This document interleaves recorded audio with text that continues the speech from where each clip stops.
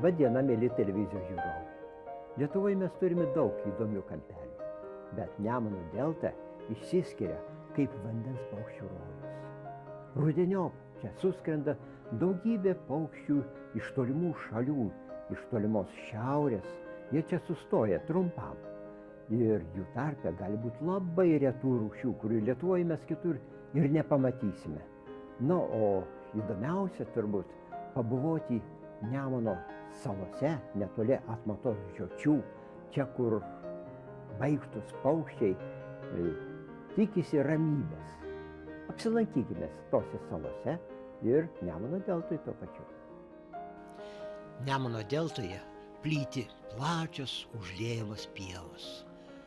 Žolės aukštos, kartais iki juosmens. Štai matote, net stirniukės beveik nesimato. Mes išvykom anksti ryte, kuomet dar saulė tik tai buvo pakilusi. Todėl suradom netgi besiganančias stirnas, netgi kiškutis štai dar neatsigulė dienos pogulio. Bet gyvenimas jau verda, būtent paukščių gyvenimas. Štai žvilgtarkite, tai ežerinė nendrinukė. Vasaros pabaiga. Nenuostabu, kad tūkstančiai paukščių traukia į pietus, būtent pro Nemuno deltą. Čia jų gausybė, netgi štai sakaliukas, pelėsakalis plasnoja.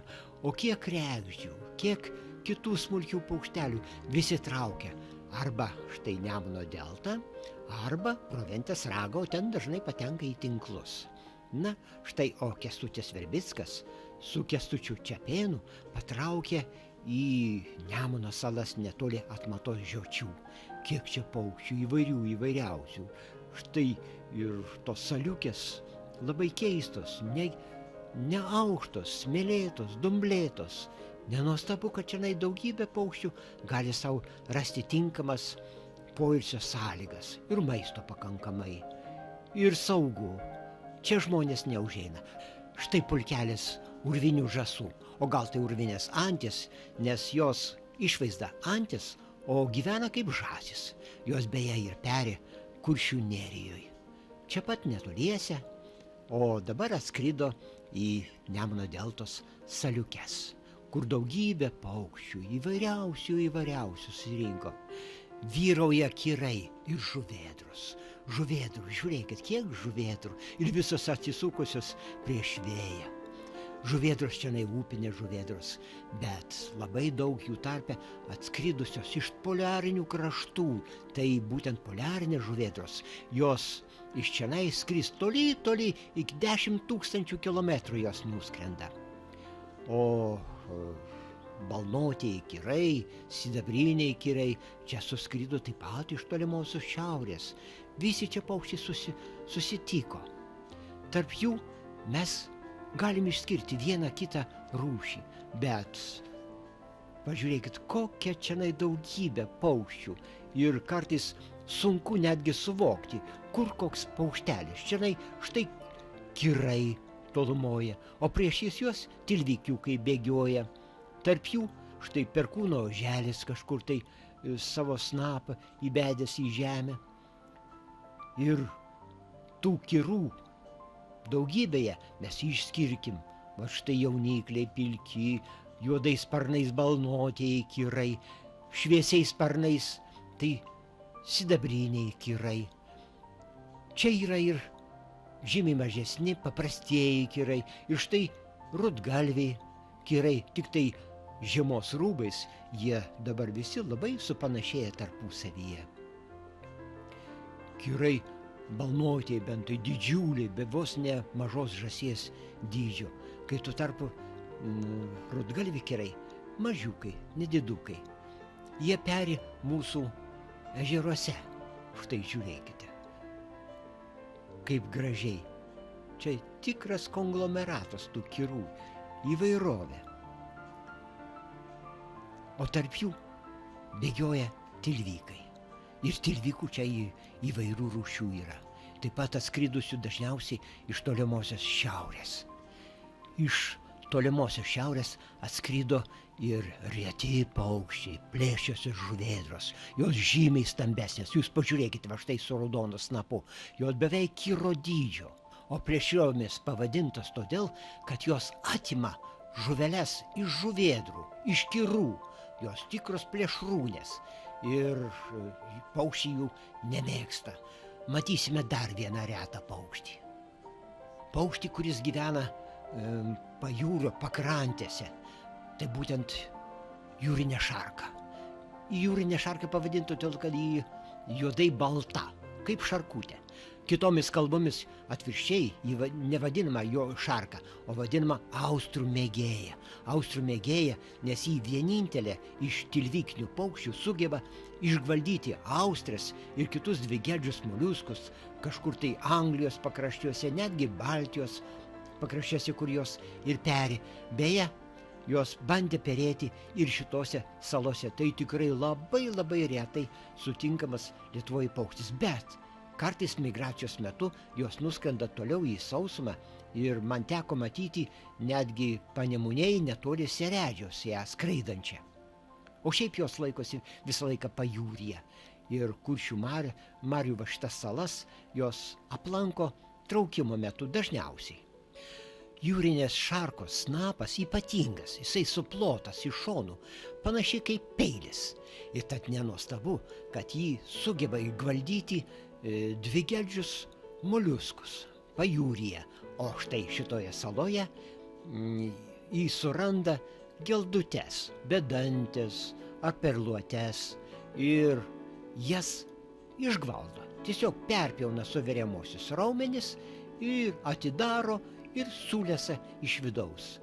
Be abejo, jos čia turi konkurentų, štai kiras, rudgalvis kiras, bando atimti, bet argi atimsi, juk šios jūrinės šarkos snapas labai smailas, taip kad paukščiai atsargiai laikosi. Šiuose salose mes galim pamatyti ir super retenybės. Tokios retenybės tai yra avocetės. Avocetės, kurios visai nesenai Lietuvoje iš viso buvo rastos, netgi jos beje irgi bandė perėti čionai. Tai tilvikiniai paukščiai, kurių snapas labai jau keistas. Jisai, ylos formos, užriestas aukštyn. Ir avocetė ieško dumble savo maisto. Bene pirmą kartą pavyko jas nufilmuoti. Jūs pažiūrėkit, va tai štai tie skrendantis paukščiai, tai ir yra avocetės. Avocetės, kurios šiaip gyvena kažkur tai Danijoje, va tenai Baltijos pakrantės, bet iki Lietuvos man jų neteko matyti. Man teko jas matyti Vokietijos Šiaurės jūros pakrantėse, o čia neteko. Mes pažiūrėkime, štai toje paukščių didelėje įvairovėje mes galim pamatyti įvairiausių ir kartais labai jau retų paukščių ir įdomių. Tik tai reikia įsižiūrėti. Jūs žiūrėkit, čianai ir garniai būna, bet netgi žąsys ir tos nusileidžia, o čianai vėliau rudenį. Kiek čia įvairiausių paukščių suskrenda. Jeigu čia ilgesnį laiką stebėtume, tai pamatytum, kad vieni paukščiai išskrenda, kiti atskrenda. Rudenį, pavyzdžiui, čia visai jau kiti paukščiai bus. Pavyzdžiui, Kuršių mariose suskrenda daugybė šiaurės ančių, ir žilosios, ir juodosios, ir daugybė kitų nardančių ančių. O čionai mes pamatytume atskridusias žąsis, į pačias įvairiausias, jos čia sustoja ir ilsisi, o vėliau vėl patraukia toliau į pietus. Taip kad šitos salelės labai svarbu, lyg koks viešbutis, kur paukščiai trumpam sustoja ir vėl toliau keliauja į pietus. O paukščių tikrai įvairių yra. Žiūrėkit, netgi perkūno oželis, ir čia balų paukštis. Jam ir čia atsirado tinkama vieta. Aišku, tai ne bala, bet jam tinkamos vietos. O štai kirlikiukas. Kirlikiukas mes jį pamatysime kažkur tai Nemuno pakrantėse, tarp žvirgždynų, o jisai čia gyvena savo. Paukščiai nebijo, netgi kateriai plaukia pro šalį, bet jie nebijo, kadangi žmonės neišeina į į šitas salas, čia nevaišto, nieks netrukdo šitų paukščių ir todėl paukščiai čia labai ramus. Aišku, nufilmuoti juos galima tik tai pasislėpus kažkur tai nendrėse arba iš toliau su teleobjektyvais. Paukščiai vis tik tai atsargus ir atsargiausi bene yra žąsiniai paukščiai. Jie girgsnodami rudenį praneša, kad priešas kažkur tai čia pasirodė. Ir visi tada paukščiai pakyla urmui ir nuskrenda. Prie tų salų vietų yra labai įvairių. Mes juk ir nendrynus čia turime. Ir tuose nendrynuose peri vasarą įvairūs nendrynų paukščiai. Na, o rudeniop čia sustoja paukščiai keleiviai, būtent nendrynų paukščiai.